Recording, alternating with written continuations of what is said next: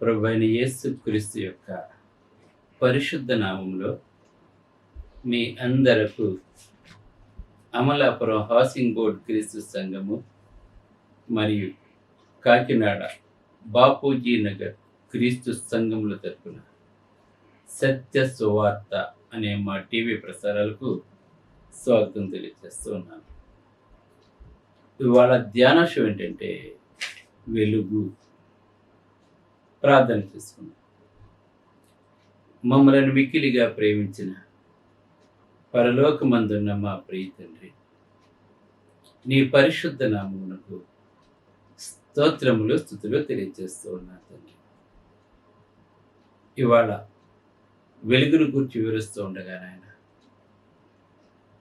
ఆ వెలుగులో మేము ఎల్లప్పుడూ కూడా జీవించడానికి వెలుగు ఎంత మంచిదో తండ్రి మేమందరము తెలుసుకొని నీ కుమారుడు ఈ లోకానికి వెలుగైనాడు కనుక నీ కుమారుని యొక్క వెలుగులో మమ్మల్ని అందరినీ నడిపించడానికి ప్రసంగం సహాయపడే లక్ష్యమని వినయపూర్వకంగా యేసుక్రీస్తు యొక్క పరిశుద్ధ నామంలో ఈ ప్రార్థన చేయుచున్నాను తండ్రి, ఆమేన్. ధ్యానాంశం ఏంటంటే వెలుగు. ఆది యందు దేవుడు భూమి ఆకాశములను సృజించనని ఆదికాండం 1వ అధ్యాయం 1వ వచనం తెలియజేస్తుంది. అంటే దేవుడు మొట్టమొదటి కొండగా భూమి ఆకాశములను సృజించెను. The God created by the heaven and earth అని చెప్పి మనకి మొట్టమొదటి వాక్యం బైబిల్లో సృష్టి ప్రారంభంతో బైబిల్ ప్రారంభమవుతుంది. మనకి చూడండి, దేవుడు ఎంత గొప్పవాడు అంటే దైవ గ్రంథంలో సృష్టి ప్రారంభంతో మొదటి వాక్యం మొదలవుతూ ఉంటుంది. ఇతర ఏ మత గ్రంథం కూడా సృష్టి ఎలా ప్రారంభించబడిందో తెలియచేయలేదు. ఇవాళ మాది గొప్ప అని చెప్పి అనుకుంటూ ఉంటారు జనాలు. బైబిల్ మాత్రమే మానవుని యొక్క పుట్టుక, సృష్టి యొక్క మూలము ఏమిటో దైవ గ్రంథం మాత్రమే తెలియజేస్తుంది. దేవుడు భూమి ఆకాశము సృజించిన తర్వాత భూమి నిరాకారముగాను శూన్యముగాను ఉంది. అంటే దానికి ఒక ఆకారం అంటూ ఏమీ కూడా లేకుండా నిరాకారముగాను శూన్యముగాను ఉంది. అయితే జలములపై, అగాధ జలములపై, అంటే చీకటి, అంటే వెలుగు లేదండి అప్పుడు, ఇంకా చీకటి. అందుకే అగాధ జలములపై దేవుని ఆత్మ అల్లాడుచుండెన ఉందండి అక్కడ. అంటే భూమి ఆకాశములను దేవుడు సృజించిన తర్వాత మొత్తం అంతా ఎలా ఉందంటే, భూమి అంతా ఎలా ఉందంటే చీకటితో నిండిపోయిందండి. అలాగే నీళ్లు, ఆ నీళ్ళలోంచి వచ్చింది భూమి. అందుకే మన చుట్టూ నీళ్ళు ఉంటాయి. ఎలా ఉందంటే అగాధ జలములపై దేవుని ఆత్మ అల్లాడుచూ ఉండిన తర్వాత దేవుడు వెలుగు కలుగుగాక అంటే వెలుగు కలిగింది. దేవుడు తన నోటి మాటతో వెలుగు కలుగుగాక అంటే వెలుగు కలిగింది. అంటే అప్పుడు ఇంకా సూర్యుడు లేడు, చంద్రుడు లేడు, కానీ వెలుగు కలుగుగాక అంటే వెలుగు కలిగింది. మరి సూర్యుడు చంద్రుడు లేకుండా వెలుగు ఎలా వచ్చింది అని కొంతమంది ప్రశ్నిస్తూ ఉంటారు. తర్వాత సూర్యచంద్రుల్ని దిన మాస సంవత్సరాలు లెక్కించటానికి కొరకు దేవుడు ఏర్పాటు చేశాడు అంటారు. సపోజ్ యేసుప్రభు 2వ రాకడలో వచ్చేటప్పటికి పంచభూతాలు మిక్కిటి వేయడంతో లయమైపోతూ ఉంటాయి. ఈ సూర్యచంద్ర నక్షత్రాలు కూడా కాలి బూడిదైపోతూ ఉంటాయి. మనం పరలోకం వెళ్ళిపోతాం. అక్కడ పరలోకంలో యేసుక్రీస్తే వెలుగుగా ఉంటాడండి. అక్కడ సూర్యుడు చంద్రుడు ఉంటాడు. అక్కడ యేసుక్రీస్తే వెలుగుగా ఉంటాడు. అక్కడ దేవలేఖనం తెలియజేస్తుంది. అయితే ఇక్కడ వెలుగు మంచిది. వెలుగులో సమస్తాన్ని మనం తేటగా చూస్తూ ఉంటాం. వెలుగు ప్రేమకు సూచన. చీకటి అంటే భయపడుతూ ఉంటారు. చీకటి భయపెడుతూ ఉంటుంది. వెలుగు ఆహ్లాదకరంగా ఉంటుంది, మనసుకు ఉత్తేజాన్ని ఇస్తుంది. ఆ వెలుగు రేఖలు మన బాడీని తాకినప్పుడు మనం ఎలా ఉంటుందంటే మన బాడీ ఉత్తేజింపబడుతూ ఉంటుంది. మనం వెలుగు సంబంధులు, మనం దేవుడు తెలియజేస్తున్నాడు. కనుక వెలుగు మంచిదని చెప్తున్నాడు దేవుడు. కనుక వెలుగును ఇష్టపడిన వాడంటూ సాధారణంగా ఎవరూ కూడా ఉండరండి. పిల్లలకి చీకటి అంటే భయం, కానీ వెలుగులో ఎవరో కూడా భయపడరు సాధారణంగా. అందుకే చూడండి, వెలుగు అంటే ఇప్పుడు చూడండి, సూర్యుని యొక్క వెలుగులో మనం ఉన్నాం. మనం అయితే వెలుగు ఎంత మంచిది అంటే, ఈ సూర్య నుంచి వచ్చే కిరణాల నుండి వృక్షజాతి అంతా కూడా తనకు కావలసిన వాటిని సిద్ధం చేసుకుంటుంది. ఈ సృష్టి అంతా పచ్చదనంతో నిండిపోయి ఉంటుందండి. ఈ పచ్చదనానికి కారణం ఏంటంటే వెలుగు. ఇప్పుడు గ్రీనిష్ లేదనుకోండి, చూడటానికి మనకు అస్సలు బాగుండదు వాతావరణం. కనుక వెలుగు ద్వారా పచ్చనివన్నీ కూడా బ్రతుకుతూ ఉన్నాయి. ఈ వెలుగులోనే మనం కూడా బ్రతుకుతూ ఉన్నాం. ఈ జీవరాశులన్నీ కూడా వెలుగులోనే బ్రతుకుతూ ఉన్నాయి. ఇక వెలుగును చూసినట్లయితే మనం చూడండి, ఏదైనా వెలుగునంటే ఇష్టపడిన వాడు ఎవరో కూడా ఉండరు. ఒకప్పుడు షాపుల్లో బోర్డులన్నీ కూడా పెయింటింగ్స్తో రాసుకునేవారండి. బోర్డులు ఒక ఐరన్ బోర్డు మీద రాసుకునేవారు. కానీ ఇప్పుడైతే టెక్నాలజీ డెవలప్ అయిన తర్వాత ప్రతి షాప్కి ఒక నేమ్ బోర్డు ఉంటుంది. ఆ బోర్డులు అన్నీ కూడా ఇప్పుడు ఎలా ఉంటాయంటే, ఎలక్ట్రికల్ దీపాలతో, రకరకాల ఎలక్ట్రికల్ దీపాల అలంకరణతో ఆ షాప్ బోర్డులు ఉంటాయండి. ఇప్పుడు మనం చూడండి, ఏదైనా ఒక షాపింగ్ మాల్కి వెళ్ళినట్లయితే ఆ షాపింగ్ మాల్ నిండా ఒక మిరిమిట్లు గొలిపే వెలుగులు కనబడుతుంటాయి మనకి. ఆ వెలుగులో ఆ ప్రాంతం అంతా కూడా చూడటానికి చాలా బాగా ఉంటుందండి. దానికి కారణం ఏంటంటే వెలుగులు. మీరు ఏ షాపింగ్ మాల్కి వెళ్ళి బట్టలు కొట్టుకెళ్ళండి, ఒక 100 లైట్లు పైనే ఉంటాయండి అక్కడ మనకి. అలాగనే రాత్రి వేళ మనం ప్రయాణం చేస్తూ ఉన్నప్పుడు పట్టణం యొక్క దీపపు వెలుగులు కనబడుతూ ఉంటాయండి మనకి. రాత్రి వెళ్తున్నప్పుడు ఆ దీపపు వెలుగులో ఆ పట్టణం చూడముచ్చటగా ఉంటుంది. మన రోడ్ల మీద వెళ్తూ ఉంటాం. ఇప్పుడు కొన్ని కార్పొరేట్ సిటీస్లన్నింటినీ కూడా లైటింగ్స్ ఎలా ఉన్నాయంటే మామూలు లైటింగ్స్ కాదండి అక్కడ పెట్టింది. వేళ చాలా రకరకాల రంగురంగుల దీపాలంకరణతో సిటీలన్నీ కూడా ఇప్పుడు చూడటానికి చాలా ముచ్చటగా రాత్రి ఏదో పగలేదో తెలియకుండా ఉందండి. ప్యారిస్ లాంటి ప్రాంతంలో అయితే పగలు రాత్రి ఒకేలా ఉంటుందండి. అక్కడ ఆ వెలుగు కంటిని అట్రాక్ట్ చేస్తూ ఉంటుంది. వెలుగు ఆహ్లాదాన్ని ఇవ్వటమే కాకుండా కంటిని అట్రాక్ట్ చేస్తుంది, మనసుకు ఆహ్లాదాన్ని ఇస్తుందండి.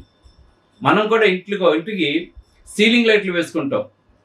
సీలింగ్ చేయించుకుని సీలింగ్కి లైట్లు వేసుకుంటాం. బ్లూ లైట్ అని చెప్పి, ఆ ఎల్లో, పింక్, చాలా రకాల వైట్ లైట్లు వేసుకుంటాం. అవి ఎందుకు వేసుకుంటాం? మనం మనస్సు ఉత్తేజింపబడటానికి, ఆ వెలుగులో మన హృదయం చక్కగా ఉండటం కొరకు ఏం చేస్తుంటామంటే మనము ఆ వెలుగులు వేసుకుంటూ ఉంటాం. మనం ఇంకా పండగలప్పుడు చూడండి, పెళ్ళిళ్ళప్పుడు చూడండి, ఆ పెళ్లి చేసే కళ్యాణ మండపం కానీ ఇల్లు కానీ చక్కటి రకరకాల దీపాలంకరణలతో మెరిసిపోతూ ఉంటుందండి. ఎంత ముచ్చటగా ఉంటుంది ఆ అలంకరణకి. ఆ ప్రాంతం అంతా కూడా ఎంత బాగుంటుందో చూడండి. అంటే వెలుగుకి అంత శక్తి ఉందండి, ఆకర్షించే శక్తి ఉందండి. వాటర్ ఫౌంటైన్స్ పెడుతూ ఉంటారు. ఆ వాటర్ చుట్టూ లైట్లు ఫౌంటైన్స్ చుట్టూ ఉంటాయండి. ఇంకా మనం చూస్తున్నాం. కనుక వెలుగు అందరూ ఇష్టపడుతూ ఉంటారండి వెలుగుని.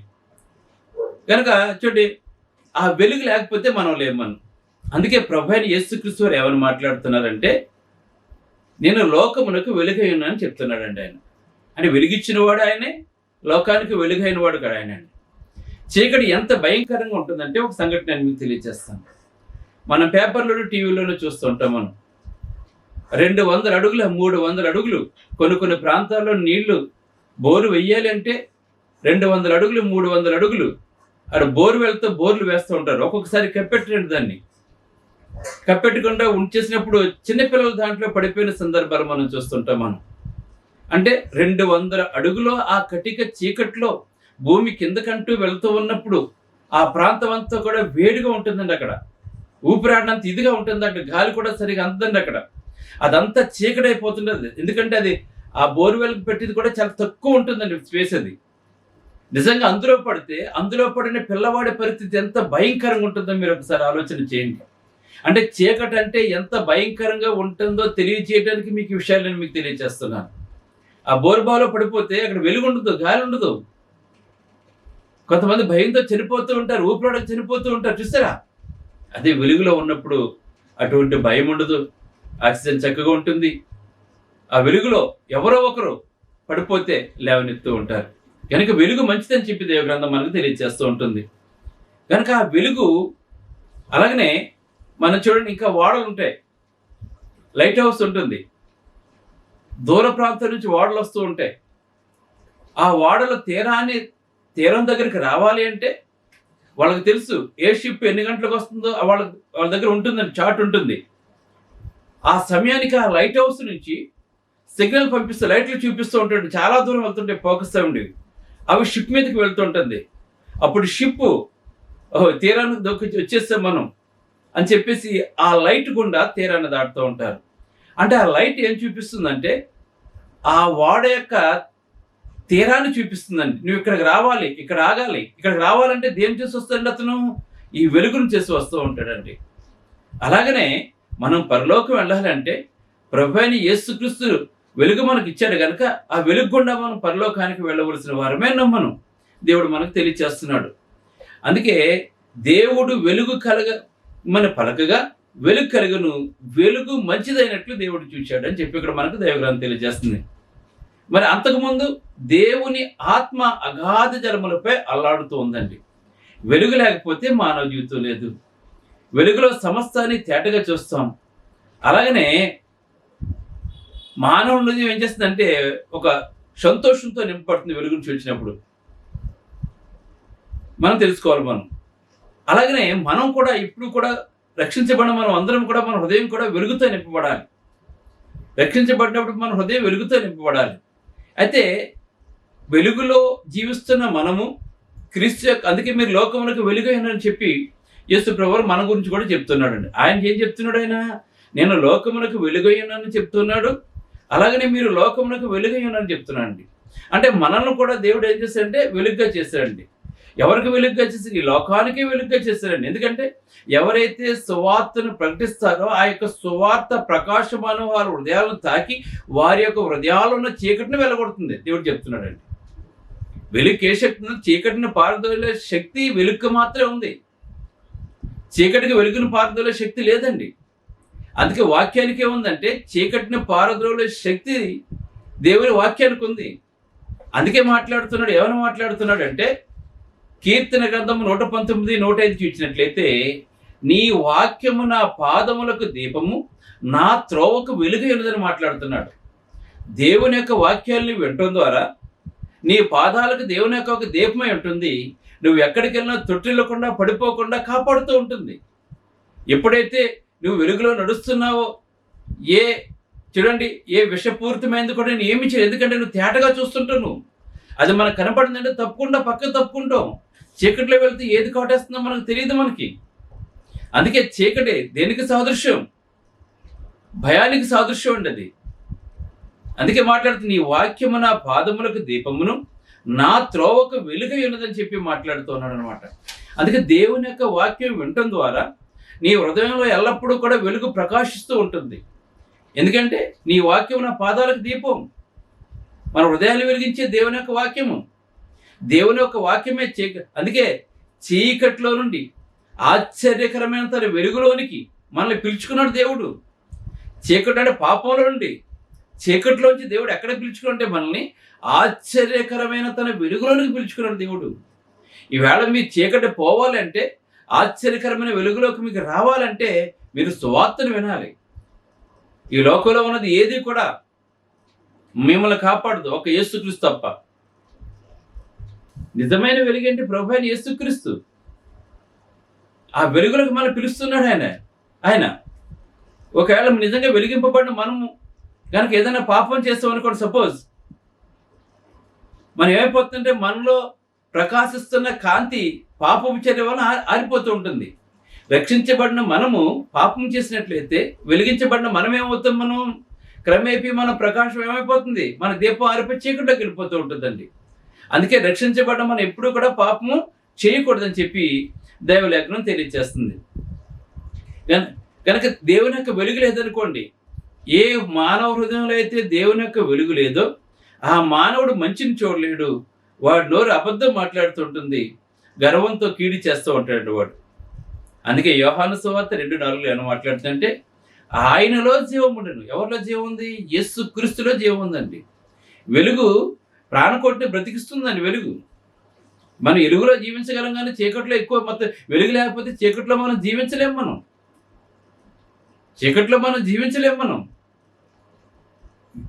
వెలుగులోనే అన్ని పనులు మనం చేసుకుంటాం. మొత్తం 365 రోజులు చీకటితో మనం ఎలా చేసుకుంటాం పనులు? చీకట్లో ఏ పని కూడా అవ్వదండి మనకి. ఇది మనం తెలుసుకోవాలి. అందుకే ఆయనలో జీవం ఉండెను, ఆ జీవము మనుషులకు వెలుగై ఉండెను దేవుడు తెలియజేస్తున్నాడు. కనుక యేసు ప్రభువులో ఏముంది? జీవం ఉంది. ఆ జీవం మనుషులకి ఏమైందంటే వెలుగై ఉంది. కనుక యేసు ప్రభువుని కనుక నువ్వు ధరించినట్లయితే నువ్వు వెలుగై ఉంటావని చెప్తున్నాడు ఇక్కడ. అలా యోహాను సువార్త 3:19లో వెలుగు లోకములోనికి వచ్చెను గాని తమ క్రియలు చెడ్డవైనందున మనుషులు వెలుగును ప్రేమింపక చీకటినే ప్రేమించలేని ఉందండి ఇక్కడ. ప్రభువైన యేసుక్రీస్తు ఈ లోకంలోకి వచ్చాడండి ఆయన. కానీ ఆయన చాలా మంది నమ్మలేదండి. నేనే మార్గమును సత్యమును జీవమును అంటే వాళ్ళు నమ్మలేదండి. వాళ్ళు ఆయన ఎన్ని అద్భుతాలు చేసినా, ఎన్ని సూచక క్రియలు చేసినా, ఎన్ని ఆశ్చర్యకారాలు చేసినా వాళ్ళు నమ్మలేదండి. అందుకే మాట వెలుగు లోకములోనికి వచ్చెను కానీ తమ క్రియలు చెడ్డవైనందున మనుషులు వెలుగును ప్రేమింపక చీకటే ప్రేమించరు. ఇప్పుడు కూడా మనుషులు తమ క్రియలు చెడ్డవైనందున యేసుక్రీస్తుని ప్రేమింపక దెయ్యాన్ని ప్రేమిస్తున్నారు ఈవేళ. అబద్ధాన్ని ప్రేమిస్తున్నారు ఈవేళ. అబద్ధాన్ని ప్రేమిస్తున్నారంటే కారణం ఏంటి? వెలుగును చూడలేకపోతున్నారు వాళ్ళు. ఎందుకు చూడలేకపోతున్నారు వాళ్ళు? ఈ యుగ సంబంధమైన దేవత వారి మనోనేతలకు గుడితనం కలగజేసేస్తుందండి. వాళ్ళు వెళ్తున్నదే కరెక్ట్, చేస్తున్నదే కరెక్ట్ వాళ్ళు అనుకుంటూ ఉన్నారండి. అందుకే దైవ గ్రంథం తెలియజేస్తుంది, ఒకని ఎదుట సరైనదిగా కనబడే మార్గం కలదు, తొదకది మరణానికి తీసుకుని వెళ్ళిపోతుందని. తెలియదు మీకు ఇప్పుడు. ఎందుకంటే ప్రతి మానవుడు కూడా తను చేసింది కరెక్ట్ అని చెప్పి అనుకుంటూ ఉంటాడు. నేను వెళ్ళిద్దే కరెక్ట్ అని చెప్పి అనుకుంటూ ఉంటాడు. తను గుడ్డిగా నమ్మకూడదండి. మనం దైవ లేఖనం ఏమైతే బోధిస్తుందో ఆ ప్రకారంగానే మనం జీవించాలి. అందుకే వెలుగు లోకంలోనికి వచ్చాను కానీ తమ క్రియలు చెడ్డవైనందున, అంటే వాళ్ళు చెడ్డవారు కనుక మంచిగా చోటు ఇవ్వరండి. చెడ్డవాడు ఎప్పుడు మంచిగా చోటు ఇవ్వడండి. ఎంత చెప్పినా మంచిని వినండి వాడు. ఎందుకంటే వాడు చెడ్డవాడు కనుక చెడునే నమ్ముతాడండి వాడు. ఇంకా నువ్వు చెడ్డ ఇంకా ఎక్కువ చెప్పు, దాన్ని వెంటనే నమ్మేస్తాడండి వాడు. మనుషులకు ఉన్నదండి అది. అందుకే తమ క్రియలు చెడ్డవైనందున మనుషులు వెలుగును ప్రేమింపక చీకటినే ప్రేమిస్తున్నారని చెప్పి ఇక్కడ యేసు ప్రభు వారే మాట్లాడుతున్నారండి ఇక్కడ మనకి. అలా యోహాను 8:12లో యేసు నేను లోకమునకు వెలుగును, నన్ను వెంబడించేవాడు చీకట్లో నడవక జీవపు వెలుగు. వెలుగు వేరు, జీవపు వెలుగు వేరండి. అంటే ఎల్లప్పుడూ కూడా మన ఆత్మ ఎల్లప్పుడూ కూడా శాస్త్రంగా ఉంటారు, జీవపు వెలుగు అంటాం మనం. అందుకే యేసు నేను లోకమునకు వెలుగును, నన్ను వెంబడించేవాడు చీకట్లో నడవక జీవపు వెలుగు కలిగి ఉండని వారితో చెప్పాను. ఇంకా యోహాను సువార్త 12:35 చూసినట్లయితే 2వ లైను, చీకటి మిమ్మును కమ్ముకొనకున్నట్లు మీకు వెలుగు ఉండగానే నడవని చెప్తున్నాడు. అంటే ఎప్పుడు మానవుడు పాపంలో పడిపోతాడో తెలియదు కనుక ఆ పాపంలో పడిపోకుండా ఉండడని చెప్తున్నాడు అక్కడ దేవుడు. చీకట్లో నడిచేవాడు తాను ఎక్కడికి పోతున్నాడో ఎరగడండి. ఒకసారి ఏమైందంటే, ఒక గుడ్డి వాళ్ళు ఉన్నారు, మనకు తెలుసు, గుడ్డివారి గురించి మనకు తెలుసు. వాళ్ళ చేతిలో ఒక స్టిక్ ఉంటుంది, ఆ స్టిక్ పట్టుకుని ఎంత దూరమైనా వెళ్ళిపోతుంటారు వాళ్ళు. అయితే ఇంచుమించు 6వ ప్రాంతంలో ఒక స్నేహితుడి దగ్గరికి ఏదో అవసరం వచ్చాడండి అతను. 7వ ప్రాంతంలో, అంటే 7వ ప్రాంతంలో వచ్చేసాడు, 6వ ప్రాంతంలో వచ్చేసాడు అతను. అప్పటికి ఇంకా వెలుగు ఉంది. తన స్నేహితుడి దగ్గర ఏదో అక్కరుంటే అడిగాడండి, తన స్నేహితుడు ఇచ్చాడు. అప్పటికి ఇంచుమించు 7 అయిపోయింది. అప్పుడు చెప్పాడండి, స్నేహితుడు చెప్పాడు. అంటే ఇప్పుడు రోజులు కదండి, పూర్వకాలపు రోజుల్లోనూ. అతను చెప్పాడు స్నేహితుడు, సరే నిన్ను ఒక లైట్ ఇస్తాను, ఆ లైట్ పట్టుకుని వెళ్ళు అన్నాడండి ఆ స్నేహితుడితోటి. అప్పుడు అతను అన్నాడు, ఎందుకు నాకు లైట్, ఎందుకు నాకు, నాకు పగలు రాత్రి కూడా ఒకేలా ఉంటుంది కదా, నాకు లైట్ ఎందుకని అడిగాడండి ఆ స్నేహితుడిని. ఆ స్నేహితుడు మంచివాడు కనుక అతను ఏమన్నాడు తెలుసా, నీకు పగలు రాత్రి ఒకలా ఉంటుందని నాకు తెలుసు, నువ్వు చీకట్లో వెళ్తున్నావు కనుక ఇంకొకడు ఎవడో చీకట్లో వస్తాడు, నిన్ను ఢీకొంటాడు, లేకపోతే ఏదైనా ఒక బండి వస్తుంది నేను ఢీకొంటుంది, నువ్వు పడిపోతావు కదా, దెబ్బ తగులుతుంది. కనుక ఇది దీపం నీ దగ్గర ఉన్నట్లయితే ఆ వెలుగును చూసి ఏం చేస్తాడు, ఒక వ్యక్తి వస్తాడని తెలుస్తుంటుంది, నువ్వు పడిపోకుండా ఉంటావు అని చెప్పాడండి. గమనించండి ఇక్కడ మనకి, అంటే వెలుగు మనకు మేలు చేస్తుంది, వెలుగు ఉపకారం చేస్తుంది, మనకు వెలుగు పడిపోకుండా చేస్తుంది, వెలుగు కీడులోకి వెళ్లకుండా చేస్తున్న విషయాన్ని మనం మర్చిపోకూడదండి. అందుకే తిమోతికి రాసిన మొదటి పత్రిక 6:16లో సమీపింపరాని తేజస్సుతో ఆయన మాత్రమే వసించుచు అమరత్వం గలవాడై ఉన్నాడండి. యేసు ప్రభువు మనకు తెలియజేస్తాడు, సమీపింపరాని తేజస్సుతో ఆయన మాత్రమే వసించుచు అమరత్వం గలవాడై ఉన్నాడని మాట్లాడుతూ యోహాను రాసిన మొదటి పత్రిక 1:5-7 చూసినట్లయితే మేమాయన వలన విని మీకు ప్రకటించు వర్తమానం ఏమనగా దేవుడు వెలుగైనాడు, ఆయనందు చీకటి ఏమాత్రమునూ లేదండి, పాపం ఏమాత్రము లేదండి. అయితే ఆయన వెలుగులోనున్న ప్రకారం మనము వెలుగులో నడిచిన యెడల మనము అన్యోన్య సహవాసము గలవారమై ఉందుము. అప్పుడు కుమారుడైన యేసు రక్తం మనలను ప్రతి పాపం నుండి పవిత్రులుగా చేయనని మాట్లాడుతున్నాడు. కనుక దేవుని స్వరూపైన క్రీస్తు మహిమను కనపరచు సువార్త ప్రకాశము కొంతమందికి ఇంకా ప్రకాశింపకుండా ఉంటుంది. కారణం ఏంటంటే ఈ యుగ సంబంధమైన దేవత అని చెప్పి దేవలేఖనం తెలియజేస్తుంది. కనుక వెలుగు మంచిది. మన రాత్రిపూటలు చూడండి, ఇప్పుడు మన హౌస్లో ఎన్ని లైట్లు వేసుకుంటాం మనం.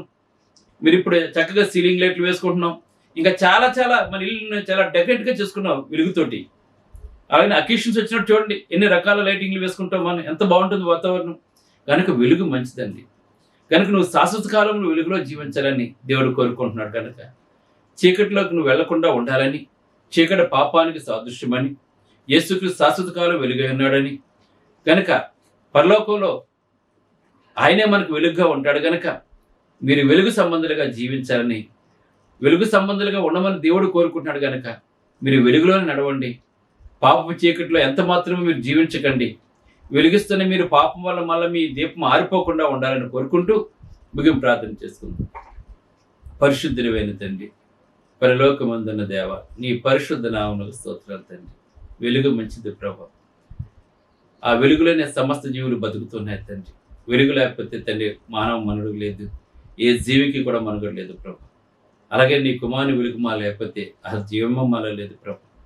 మాకు జీవ పెరుగు నీ కుమారుని ద్వారా మాకు అనుగ్రహించిన దేవానికి స్తోత్రాలు తెలియజేస్తాం. ఆయన ఈ లోకానికి వెలుగు ఉన్నాడు, మమ్మల్ని కూడా ఈ లోకానికి వెలుగుగా చేస్తాం. చీకట్లో నశించిపోతున్న అనేక మందిని ఆశ్చర్యకరమైన విలువలకు విడిపించడానికి, సువార్త ప్రకాశమైన వారి మీద తండ్రి ప్రకటింపజేయడానికి మమ్మల్ని వాడుకోమని ప్రార్థన చేస్తున్నాం తండ్రి. ఈ సువార్త ప్రపంచమంతా వ్యాప్తి చేయమని వేడుకుంటూ, ఈ వాక్యం ప్రతి ఒక్కరూ వెలుగు సంబంధాలుగానే ఉండాలి కానీ చీకటి సంబంధాలుగా ఉండకుండా చేయమని, ఈ వాక్యం ప్రతి ఒక్కరి అక్కర్లో తీర్చమని, అలాగే నీ దాసులు చేస్తున్న సేవను దీవించి మా సేవ యొక్క సరిహద్దులు విశాలపరచమని, ఇంకా అద్భుతమైన రీతిలో మందిరాలు నిర్మించుకోవడానికి అనేక జిల్లాలో నీ సేవ చెట్టుని ఆత్మతో శక్తితో బలంతో నింపమని క్రీస్తునామమున వేడుకొనుచున్నాను తండ్రి, ఆమేన్. మీ అందరికీ వందనములు. బ్రదర్ జార్జ్ రాజు వారా, church of Christ, housing board, Amalapuram, near KIMS medical college, Konaseema district, 523201. Mobile number 9848730355, 92933174174. Email ID georgerajuvara@gmail.com. Website www.helpingforpoor.com.